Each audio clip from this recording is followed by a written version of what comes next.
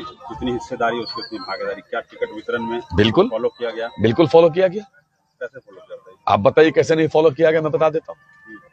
कितना परसेंट आबादी हम बता रहे हैं 243 सीट है बिहार में, जिसमें से 38 दलित के लिए और 2 आदिवासी के लिए रिजर्व है।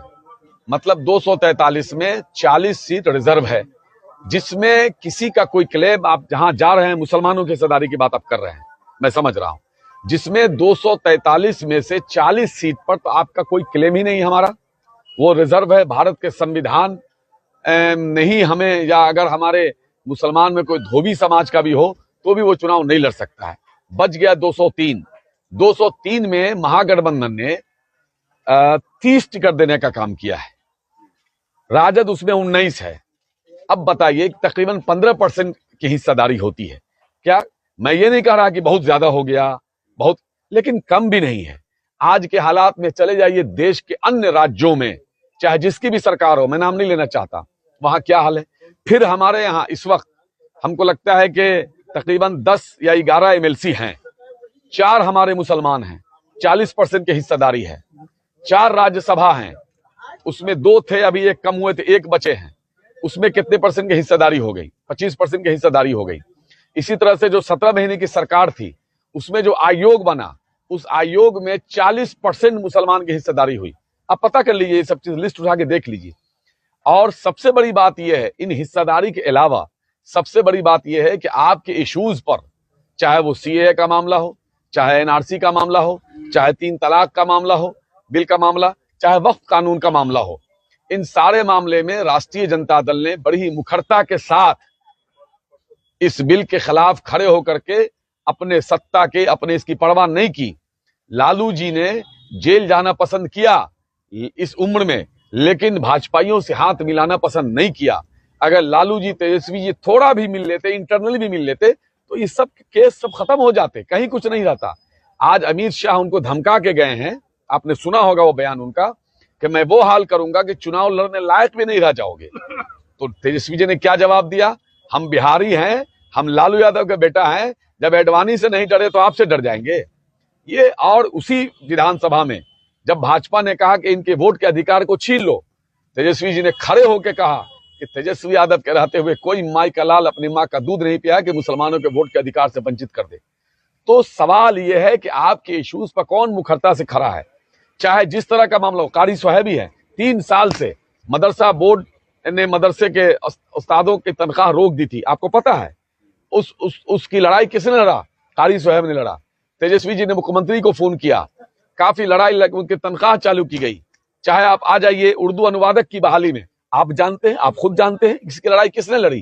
कारी सोहेब ने लड़ी। आज उन लोगों के घरों में चूल्हे जले हैं, ये कारी सोहेब और ने तेजस्वी यादव से भी इसमें लड़ाई, तेजस्वी यादव से कहा, तेजस्वी यादव जी ने लड़ाई लड़ी, इतने दिनों से था, लेकिन 17 महीने की सरकार में काम बढ़ा, फिर सरकार चली गई, फिर रुका, फिर लड़के इसको करवाया गया।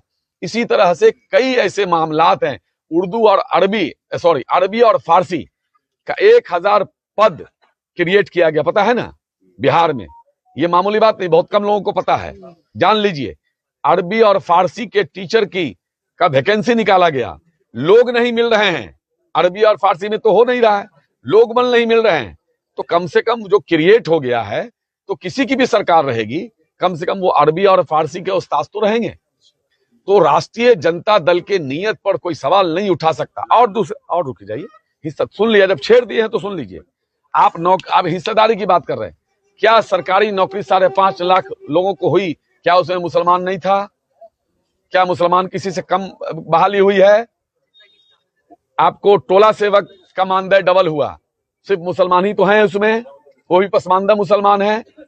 और चाहे जितनी सारी नौकरियां हुई हो, चाहे जो भी सारी योजनाएं हुई हों, उन सब में मुसलमान ही है। उसके अलावा सुन लीजिए, ये जानकारी बहुत कम लोगों को है कि जब से नीतीश सरकार थी, तब से मुसलमानों के किसी इंस्टीट्यूशन को मान्यता नहीं दी जा रही थी। लेकिन 17 महीने में तेजस्वी जी ने नर्सिंग होम हो, नर्सिंग कॉलेज हो, या और क्या क्या होता है, पैरामेडिकल, क्या क्या, बड़े पैमाने पर तेजस्वी जी ने देने का काम किया मान्यता, और सब खुल के काम कर रहा है। तो इस तरह से बहुत सारी चीजें हैं, बहुत सारे काम हैं, बहुत सारे, मैंने पहले कहा है, बहुत सारी चीजें हिकमत अमली के साथ काम हो रही है। आप क्या चाहते हैं हम भाजपा के पिच पर जाके खेलें?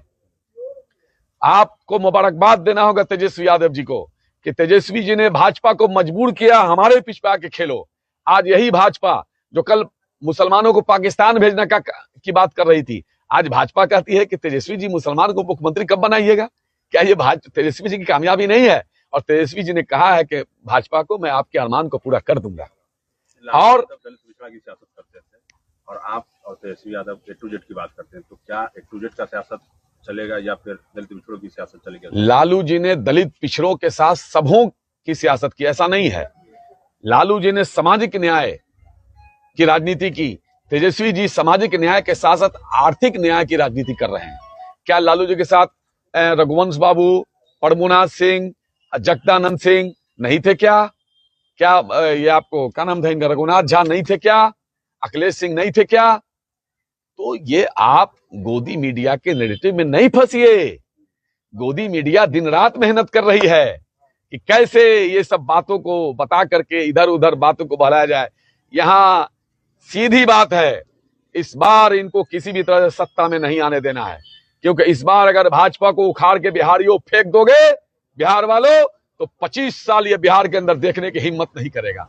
इस बात को युवाओं के लिए संदेश तेजस्वी जी लगातार दे रहे हैं। आज युवाओं के लिए तेजस्वी जी युवाओं के लिए तो वो नौकरी मैन के नाम से जाने जा रहे हैं। युवाओं के लिए सबसे बड़ा संदेश है कि आप अपने जज्बात पे काबू रखिए, समझिए, अपने बड़ों से बात कीजिए, सियासी शुऊर होनी चाहिए हम लोगों के अंदर।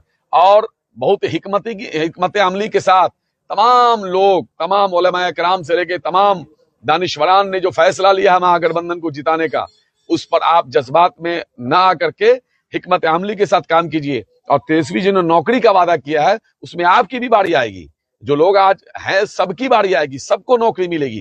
कोई घर नहीं बचेगा जहां सरकारी नौकरी नहीं होगी इंशाअल्लाह।